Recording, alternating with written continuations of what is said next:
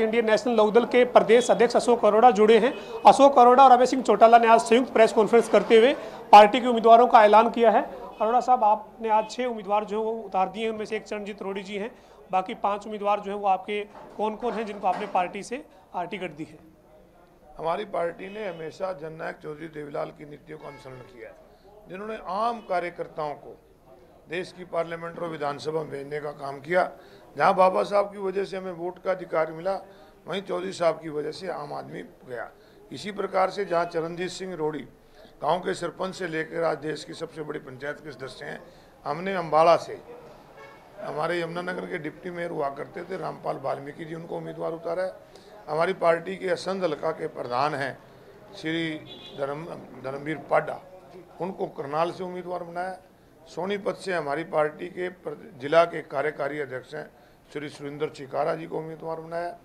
फरीदाबाद से हमारी पार्टी ने श्री महेंद्र चौहान जो पार्टी के प्रदेश सचिव हैं उनको उम्मीदवार बनाया। और हिसार से हर किसान की आवाज़ उठाने वाले किसान मूवमेंट से जुड़े हुए व्यक्ति सुरेश कोत को हमने उम्मीदवार बनाया। बाकी 4 सीटों का ऐलान भी जल्दी कर दिया जाएगा। अरोड़ा साहब, कुरुक्षेत्र की सीट जो है वो काफ़ी चर्चा में है, क्या कुरुक्षेत्र की सीट के ऊपर अशोक अरोड़ा भी उम्मीदवार के तौर पर आ सकते हैं? अशोक अरोड़ा ने हमेशा जो पार्टी का आदेश हुआ उसको माना है। मैंने 2004 में चौटाला साहब ने कहा कि करनाल पार्लियामेंट लड़ना, तब भी लड़े। कुरुक्षेत्र में 2009 लड़े। मेरी इच्छा थानेसर के लोगों की सेवा करने की है, उन्होंने हमें बहुत सम्मान दिया। परंतु अगर पार्टी आदेश देगी तो कुरुक्षेत्र छोड़ कहीं से भी कहेगी तो अशोक अरोड़ा मना नहीं करेगा। इन 6 शहरों में अभी तक आपने कोई महिला उम्मीदवार मैदान में नहीं उतारी है। 4 सीटों पर जब आप ओम प्रकाश चौटाला के साथ चर्चा करेंगे तो क्या कोशिश रहेगी कि एक महिला उम्मीदवार भी मैदान में हो? निश्चित रूप से सभी समीकरणों को ध्यान में रखा है। ये जो 6 उम्मीदवार हैं, आपने क्या समीकरण और किस तरह की तैयारी जो है इन उम्मीदवारों को उतारने के लिए की है अरोड़ा साहब? हमारी पार्टी ने, मैंने पहले बताया कि हमने हमेशा जमीन से जुड़े लोगों को, जो हमेशा लोगों के बीच में रह के लोगों की सेवा करते हैं, उनको महत्व देते हुए उम्मीदवार उतारे। अरोड़ा साहब, एक आरोप जो अभय सिंह चौटाला ने लगाया था कि चरणजीत सिंह रोड़ी को 10 करोड़ रुपए की पेशकश की गई, लेकिन इनकी ईमानदारी की वजह से इन्होंने पार्टी का सम्मान रखा और खुद जो है वो ईमानदार साबित हुए। वो क्या मसला था सर? कुछ एनजीओ ने स्टिंग ऑपरेशन किए कि एमपी की को किस प्रकार से प्रलोभन दिया जाए, एमपी से किस प्रकार से सवाल पूछे जाएं। हमें खुशी है कि हमने भी वो वीडियो देखा जिसमें देश के 3 ऐसे पार्लियामेंट के मेंबर जिन्होंने हर ऑफर को ठुकराया। उसमें हमारे सरदार चरणजीत सिंह रोड़ी, जिन्होंने हरियाणा प्रदेश का नाम रोशन किया, INLD का नाम रोशन किया, हमें फक्र ऐसे व्यक्ति। अरोड़ा साहब, जो ये तमाम समीकरण है हरियाणा में चुनाव मैदान में आप देख रहे हैं अलग अलग प्रत्याशियों के और राजनीतिक दलों के, आप क्या मानते हैं कि इंडियन नेशनल लोकदल जो है वो किस मुद्दे के साथ कैसे मैदान में है? हमारी पार्टी ने हमेशा कमेरे की वकालत की है। आज देश और प्रदेश में जो ये कह के आए थे स्वामीनाथन रिपोर्ट को लागू करेंगे, इनके राज में 5 साल में लगातार किसान को नमी के नाम से लूटा गया। इनके राज के अंदर जबरी फसल बीमा योजना लागू करके किसान की जेब पे डाका डाला गया। इसी प्रकार GST नोटबंदी करके व्यापारी को मारा गया।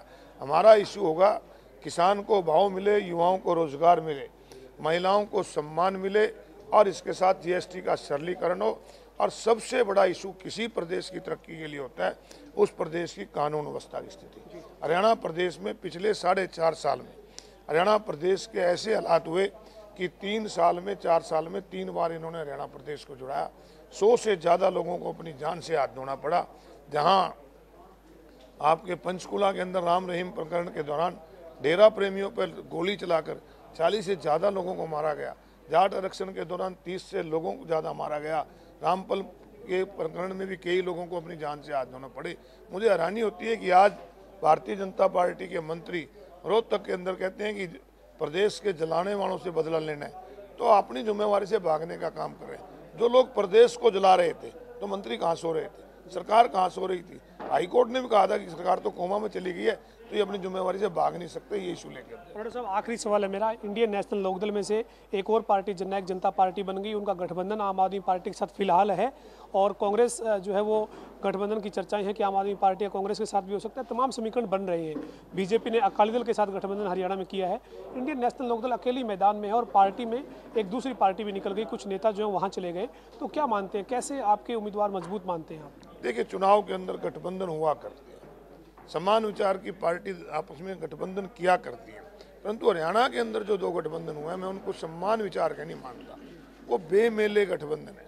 श्री अरविंद केजरीवाल जी पंजाब का जब घोषणा पत्र जारी करते हैं कि एसवाइल के एक बूंद पानी नहीं देंगे हरियाणा प्रदेश को, और अकाली दल तो यहाँ तक कहता है कि हम तो जमीनें भी वापस कर दी, उन लोगों से गठबंधन करके जेजेपी ने और बीजेपी ने हरियाणा प्रदेश के लोगों के हितों के खिलाफ सौदा किया है।